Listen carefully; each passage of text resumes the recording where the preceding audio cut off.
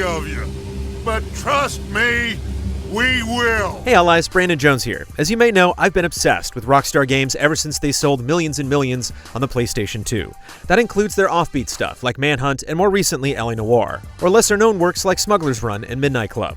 As an open world junkie, I find their catalog particularly intriguing, and the genre largely dominates this list. I have a lot of opinions about their games, but this full list actually took some time to finish. Some of their games, while legendary, don't hold up as well as others after all these years.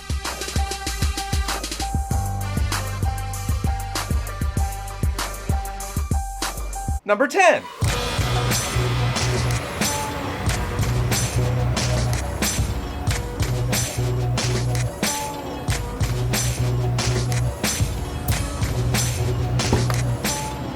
Grand Theft Auto 1 and 2 on PC gave Rockstar the boost to become the company they are today, but among the top-down GTAs, Chinatown Wars reigned supreme.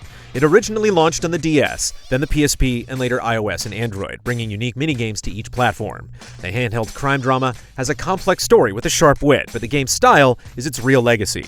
No GTA looks or plays like it, making it an essential addition for anyone who wants to get the most out of the series and dive deep into the Triad lore. Number 9.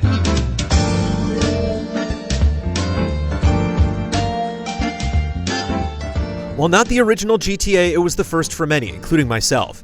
It's a certified classic, but stacked against everything Rockstar has produced since, it's mostly known for its history-making, controversy-generating, genre-defining gameplay. For me, the most memorable part of GTA 3 is the no-nonsense, totally silent Claude Speed. He was the last of GTA's muted protagonists, and there's something so brutal and sadistic about a non-speaking lead that shuts down all these crime families and walks off into the sunset. Number 8. I lied to myself that it was over.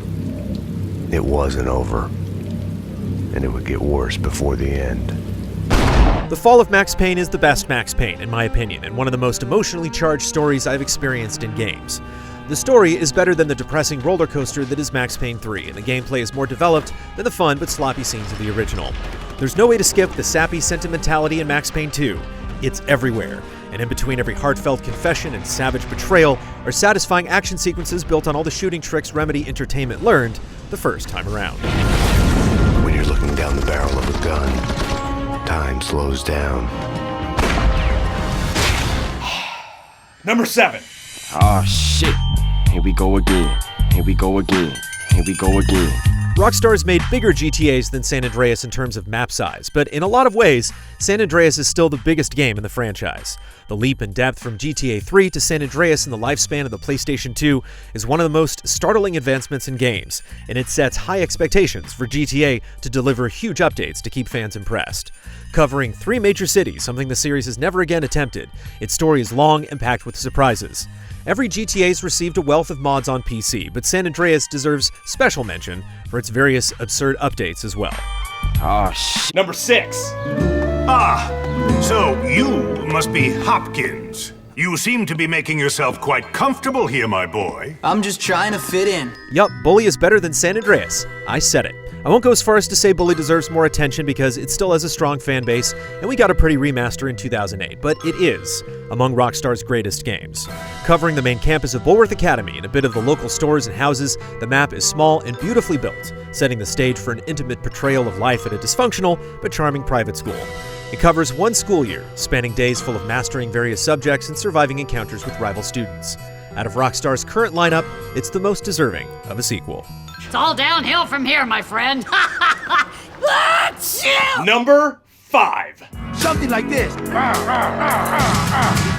In the PS2 GTA trilogy, Vice City makes the biggest impact. Following Claude Speed's silent performance in GTA 3, Ray Liotta comes out swinging as mob entrepreneur Tommy Vercetti. Rockstar captured the 80s so brilliantly here, from the music to the cameos to the set pieces sprinkled across the map. It's the moment when the audaciousness of people's attitudes while playing this bloody sandbox finally met the outrageousness of the story and its non-stop references to popular culture. Vice City is beautiful, hilarious, and insane. The series needs to fly back to the southeastern coast as soon as possible. One day, I'm gonna save your ass, and you're probably gonna want to kiss me. Number 4. I've seen strong men wither and die under that unforgiving sun. but I've never once doubted my life here. Following Red Dead Revolver, which is unique and memorable in its own way, Rockstar delivered its most surprising sequel. At the time, Red Dead Redemption sounded interesting, but I completely underestimated how authentic and rich its world would feel. The story is definitely repetitive, which I felt the most in my last playthrough 2 years ago, but unlike every single GTA, RDR feels like the map, the story, and the people that live there all have a balance that makes the world seem surprisingly realistic, even after all these years.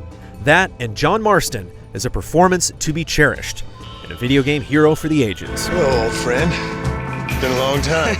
Number 3! We got real problems. Even with Roman's bumbling antics, Brucey's intense monologues, and the most fabulously funny DLC Rockstar's ever made, Grand Theft Auto 4 feels to me like the most grounded and emotionally mature story in the series.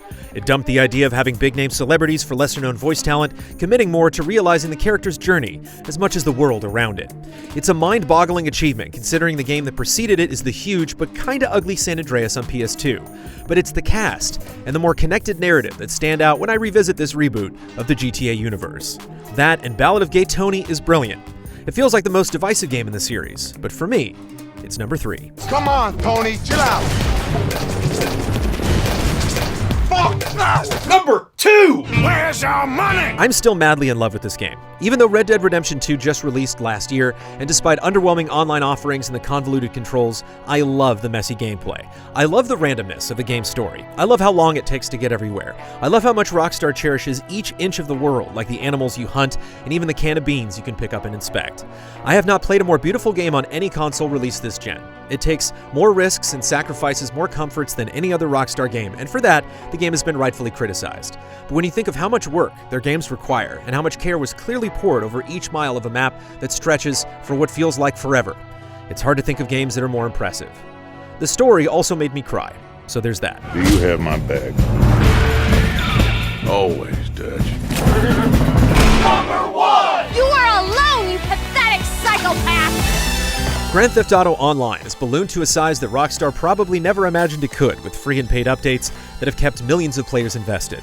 Nothing Rockstar has ever made has or likely will come close to its scope and success. Online wasn't even in GTA 5 at launch, with all of the game's glowing reviews focusing on the beautiful recreation of San Andreas and the trio of loud lead characters, especially Trevor. With smartphones and the expansive internet, the story performs tricks no other campaign in an open world has been able to pull off. GTA 5 has been such an incredibly consistent cash-in for Rockstar. I couldn't think of a bigger slam dunk from any of their teams.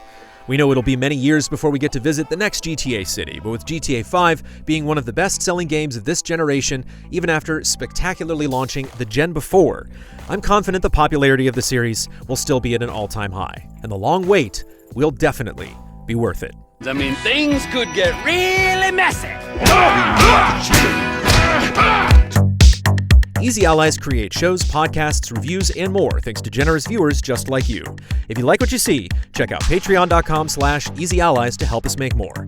For just $1 a month, you can gain access to weekly updates, spoiler discussions, and exclusive shows. We are going to need some money.